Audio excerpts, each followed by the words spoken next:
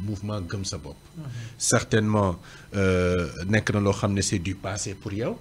waaye dafay baax itam taxawaay bi ñuy faral di ko fàttali.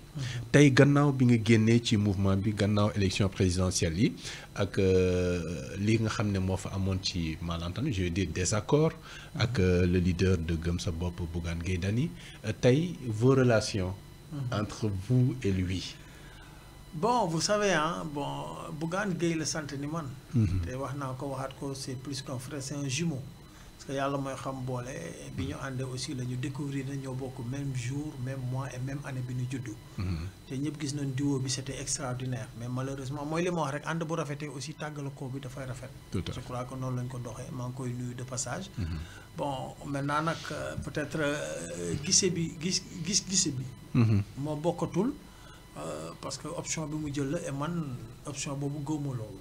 parce que yaakaar naa ne bu fekkee ne dañu woote anti système bu wër réew mi yëpp malgré multi difficultés. waaw xeex bu metti conscientiser les personnes les gens sénégalais yëpp ñëpp duñu xaar ñu ànd ak ay nit aussi ñoo xam ne dañu porter benn combat pour changement ci Sénégal lii fi amoon ni mu métti woon ñu jël ay engagement aussi te dina leen jàppale sans condition coalition bi ñu seetsee ba invité leen ci sunu assemblée générale bi ñu waroon def moom ci boppam aussi dem na ci presse ci télé de la place wax fa li mu fay wax ñëpp dégg nañ ko donc li ma gëmoon bëggam rek mooy que il faut répondre à l'appel du peuple il faut soutenir cette coalition là dès l'instant que demuñu parce que aussi ñu bëri ci ñoom aussi waxoon nañ ne tey jii ñoom mu seen candidat jàllul parce que gisoon nañ ne seen candidat yi ñu tegoon attaqué nañ leen Amadou Ba attaqué na leen bu ñu jàllul tey gëm sa bopp bu jàllee gëm sa bopp la ñuy jàppale. parce que ñoo fi nekk ñaari anti système yoo xam ne fees nañ ci landerneau politique bi donc loolu la woon et man j'ai pas voulu quand même continuer parce que man en réalité je veux pas me contredire je veux rester dans ma constance et dans ma cohérence parce que mënuma ànd ak sumay frères ñu xeexandoo nekk ay frères d'armes doon bokk yenn kuréel yi surtout F24 nga xam ne maay président commission organisation ñu toog même président bi nii la doon toogee Diomaye yi ñëpp toog ñuy nas di nojji Macky Sall di dal suñu kaw ñuy xeex ak moom donc ba l'ultime moment décision boobu génn moi j'ai dit encore une fois parce que au-delà de man j'ai beaucoup de responsables de hauts responsables derrière moi ay coordinateurs même bitim réew ku nekk woote nga pour que man à l'instant ma gën a def vidéo def sortie et j'ai refusé parce que c'était deux options yoo xam ne boo ko defee ñaari voies la di nga fragiliser un peu le mouvement gëm sa bopp parce que ñu bëri na la topp ba pare aussi ñu bëri aussi dina ne kii poste moo ko tax a jóg alors que c'était pas ça donc j'ai voulu bàyyi tempête bi passer et puis j'étais mandataire aussi de la coalition ba lépp passé et puis ma jël su décision yi nga xam ne moom la ñu jël mooy que ñu retiré wu de gëm sa bopp delluwaat ci li nga xam ne ñëpp moom la ñu xame woon masuñu ko bàyyi nag parce que tous les programmes sociaux yu ñu amoon doon ko développé dañ ko ñëw insérer ko ci seddoo coono yu gëm si bopp parce que noonu la ñuy liggéeyee bu ñu ñëwee ànd ak yow li ñu am yëpp li ñu mën yëpp dañ la koy sotti àndu nawle et loolu la ñu liggéey loolu la donc on a préféré se retirer et continuer la ñu nekkoon et continuer suñu constance suñu cohérence parce que nous notre objectif majeur mooy mënuñu xeex dara nekk ci comptable ba mu egsi ñu taxaw ne dañuy jàkkaarloo loolu pourquoi parce que dama gëm ne ni loolu boo ko defee rek sa bopp moo la ñor c'est le moi qui domine mooy que bu dul man dara du baax or le Sénégal dépassé na foofu justement dinañ ñëwaat ci l'appel au peuple bi nga xam ne la génération originale mu ngi ciy répondre parfaitement à travers les actions sociales ni ma ko waxee tout à l'heure mais tey l'ego man rek maay compter man rek maay ki nga xam ne maa war a fës par exemple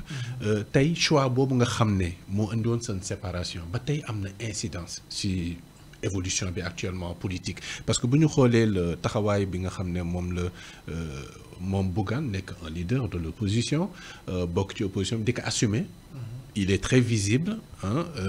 il ne rate pas les occasions yi nga xam ne moom la mën a saisir pour s'opposer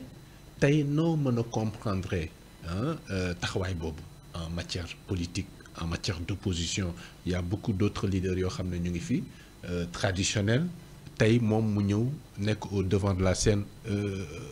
ban jeu la ñu mën a comprendre ci démarche bi. mais démarche bi rek mooy wax naa ko man li ma gëm ba gëm mooy politiquement aussi dañ ko nax. parce que dañ ko gëmloo ne dans 6 mois yaay nekk l'opposition number one. ah ouais. loolu je crois que loolu lay jéem a mettre en œuvre mais man li ma gëm ba gëm je peux me tromper mais sama gëm-gëm la mooy que nekkul sur la bonne voie. parce que Sénégal dafa toll ci benn moment boo xam ne pour nit ñi capturer le carrément naw loolu opposition bi nga war a indi tey par rapport ak fi ñu jógee méthode yi ñu am yëpp opposition bi nga war a indi opposition xam-xam la war a doon opposition boo xam ne force de proposition opposition boo xam ne day nekk une opposition constructive on n'a plus besoin de cette opposition archaïque c'est-à-dire ay sànninte ay xeer ay wax yu ñaaw ay attaques yoo xam ne attaque personne etc on n'a pas besoin de ça parce que le Sénégal tey dafa nekk dans un tournant décisif et tous les dignes fils de ce pays à noo manti taxawee noo manti war nga jouer sa partition pour que réew mi ñu ñàkk ko parce que yàgg nañu am ay ressources naturelles yàgg nañu am alal mais jusqu'à aujourd'hui fee na si Sénégalais yi yàlla dooleel ñu si tey ñu découvrir li nga xam ne mooy pétrole gaz nga xam ne ñëpp xam nañ ne ci réew yi muy génn jafe-jafe mën na am bu nit ñi boolowul nekk benn jouer si seen intelligentsia et loolu tey foofu la ñu toll man je dis que on peut s'opposer ok parce que aussi dans une démocratie il faut une bonne opposition et loolu la ñuy ñaan une opposition boo xam ne force de proposition parce que nag fi ñu jógee dafa sori ñëpp yaakaaroon ne Sénégal tey du ci génn yàlla donc da nga jàpp ne moom il fait pas de proposition dans son approche non approche bi mooy tey la moindre des choses mooy que tey ñii dañ leen fal te Sénégalais ñoo ko validé à 54% ñii demoon voté donc approuvé nañ li nga xam ne moom lañ proposé Sénégalais yi donc par élégance républicaine war nañ leen mën a bàyyi ñu liggéey boo leen jàppalewul ànd ak ñoom ñaanal leen parce que man li ma jàpp ba jàpp mooy opposition li mu bëgg mooy mu dox mooy mu baax régime bi ñu fal aussi même intention yi li mu bëgg mooy mu dox mooy mu baax donc waruñu réeroo yenn réeroo yi comme li fi amoon li ma gëm ba gëm mooy taxawaay bi doon ko war a xoolaat surtout ñun ñi nga xam ne ay ndaw lañ ñun duñu ay xaas bi mag ñi bokkatuñu politiquement ñun ñoo fi ne donc ñun war nañu sellal suñuy relation politiquement ba nga xam ne on peut se retrouver aussi bien régime que opposition toog di waxtaan ci yenn aspects yi nga xam ne Sénégal da ko soxla man loolu laa gëm il faut ñu changer de fusil d'épaule nit ñi opposant opposition du dañu war a toog di xoolante en chien de faïence opposition ak pouvoir je l'ai toujours caricaturé c'est comme les délégués du personnel dans une entreprise les délégués aujourd'hui tey dañuy toog ak direction bi di nas di nocci pour que personnel bi nekk dans des conditions meilleures ça doit être la même chose une opposition dafa war a di réguler di contrôler di alerter di proposer parce que koo ci gis aussi ñun ñëpp ay programmes yu baax lañu yoroon man nga gis ne état bi tey fi muy jaar nii am na lu gën mais bul yéegal sa bopp ba yaakaar ne tey waroo mën a woo président de la République ne ko man kat li nga nekk nii ci domaine bi am na xalaat wala proposition bu gën proposé ko kooku ku ko si def benn ñaari yoon sénégalais yi naaw la xam ne Sénégal rek moo la tax a jóg. tout à fait man loolu laa gëm. mais wax nga ko tout à l'heure mais nag day fekk aussi. oui état bi aussi régime bi aussi jox gëdd opposition man loolu laay ñaan. c'est-à-dire que il faut pas ñu regarder sur le rétroviseur. parce que suñu passé bu récent bi xaw na metti trop. et on n'a plus besoin de ça. On a l'impression qu'il y a un problème parce que, il y a encore tout à l'heure, il y a une nek di nas di nocindo dans le cadre du F24, dans un talk,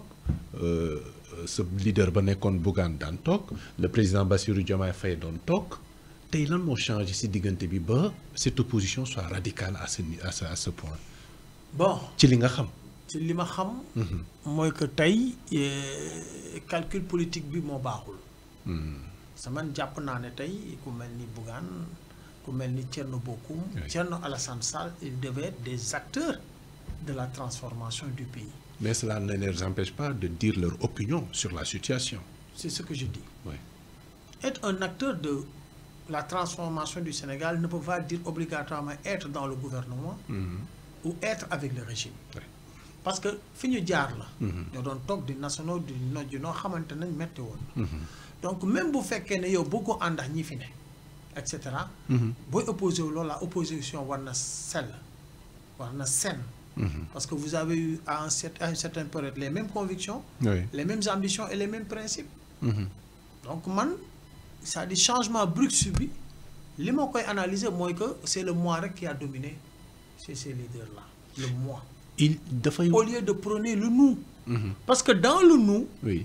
on peut aujourd'hui ne pas être avec le régime dans l'exécution du pouvoir mais être ñoo xam ne tey force de proposition comme ni ma ko ñoo xam ne tey lii ñëw nii seen bébé la dañ ko war a encadrer man loolu laa gëm c'est-à-dire que dañu sonn ci éternel recommencement politique au Sénégal et loolu du loolu dara lu suñu progéniture il faut aujourd'hui qu'on s'arrête parce que nag tournée bi ma def européenne ñu bëri dañuy poser question yi ci yenn interview yi ndax bëgg nga fii mel comme Parcelles Assainies mel comme Sénégal et pour mu mel ko c'est très simple je l'ai dit yéen a gënoon sonn ñëpp amuloon loolu lekk ba jël ay bool di ko tëgg mais il a fallu que des générations une génération se sacrifie génération yu topp maintenir la cadence ba ngeen développer et ñun aujourd'hui gëm naa ne la génération qui doit se sacrifier c'est la nôtre on doit se sacrifier mettre en devant l'intérêt de nos enfants de nos petits-fils et se concentrer sur l'essentiel mais tey da ngay gis opposition néo-opposition bi fi juddu li il se focalise pas sur l'essentiel très souvent mais il se focalise sur des détails yoo xam ne in fine n'intéresse pas le Sénégal lambda qui veut voir sa vie aujourd'hui s'améliorer changer quelle signification la ñu mën a jox loolu est-ce que dañu nekk ci benn opposition boo xam ne nekkul à niveau amul niveau bi pour peut-être être dans l'opposition des idées des arguments des propositions lan la man jàpp naa ne rek peut-être certains ont un problème Oui, pour ça je dis est-ce qu'il n'y a pas un problème crypto-personnel ou un problème je sais pas d'ego d'alter ego sur une personne qui est Ousmane Sonko loolu laa jàpp un problème entre par exemple précisément pour être précis Bougane et Ousmane Sonko ou ñeneen man jàpp naa ne daal y a un problème c'est-à-dire que de la jalousie politique c'est ça le gars il le piffe pas ou bien je sais pas man naa ko tudde noonu parce que en réalité da ngay gis ne vraiment dañuy song quoi dañuy song détail yoo xam ne intéressé wu ñu lu ñu intéressé mooy li ma wax transformer ce pays mais da ngay gis ne song yi c'est des attaques personnelles et aujourd'hui c'est ce qu'on redoute aussi loolu la ñuy bañ mooy que tey opposition bi ak pouvoir ba ngay gis ay attaques personnelles bay dugg ci nit ki carrément et loolu c'est pour man c'est dépassé c'est pas sain c'est pas sain quoi mooy li ma wax rek dañu dem bay xoolante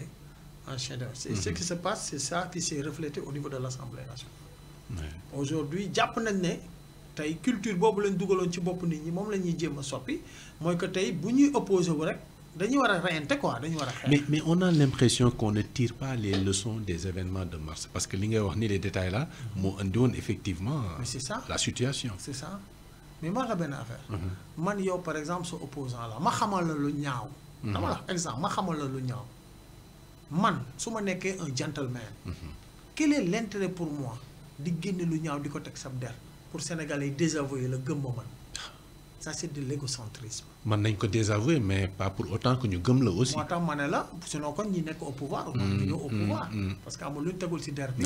mais Sénégalais aussi dama ne dañu wër Sénégal yee